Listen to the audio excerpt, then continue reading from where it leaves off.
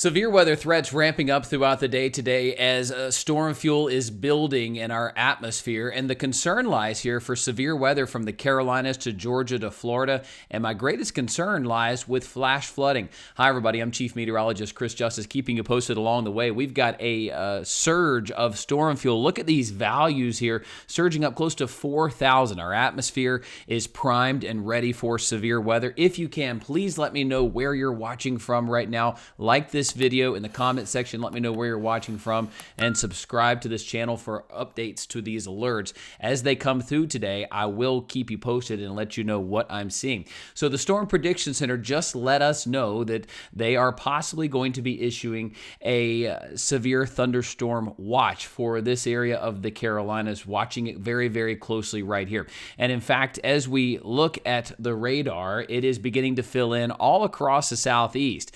This area very primed up. We've got some strong storms already firing up back through Georgia, and there's this line moving through the mountains. Now, this is going to spark additional storms, and really now through this evening hours, we're going to see stormy conditions. But look at this, all across the southeast, just peppered with thunderstorms, and that is going to be the case throughout the rest of the day as we're going to see more of this action try to roll on through. So let's get back to the models here. I want to show you what I'm watching because the Storm Prediction Center issuing a level 1, level 2 risk for severe weather across these areas.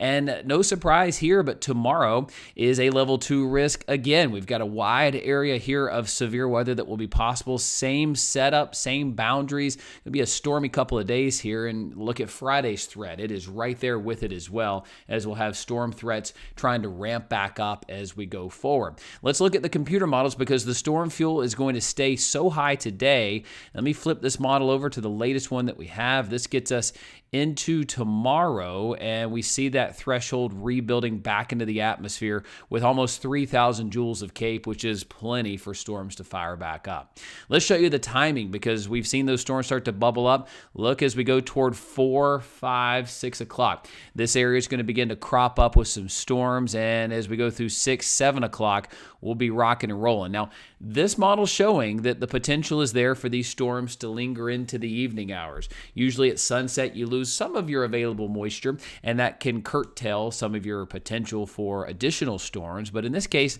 I think we're going to have that potential stay with us through 8, 9, 10, maybe even 11 o'clock. Then things will simmer down. We'll see a calm start to the day tomorrow, but as the day goes on, watching this energy back through Georgia, that's going to try to roll on through as we go through Thursday afternoon, Thursday evening. And look at the coverage of storms here from up through Jacksonville, South Georgia, Augusta, I-20 corridor, up through all of the Carolinas. Very feisty weather throughout the day tomorrow. So at least 2 rounds of storms, but this model showing will rebound yet again Friday morning with storms firing back up. Let's look in closer here to the Carolinas. You've got dry conditions in a lot of areas now, but that's going to soon change as storms will fire up. Not a guarantee that you'll see a storm today or tomorrow, but those chances are high, 60, 70% chance, and they're going to rock on through the area here. And again, this is 10 p.m. tonight. We could have some lingering thunderstorms. It could be strong to severe.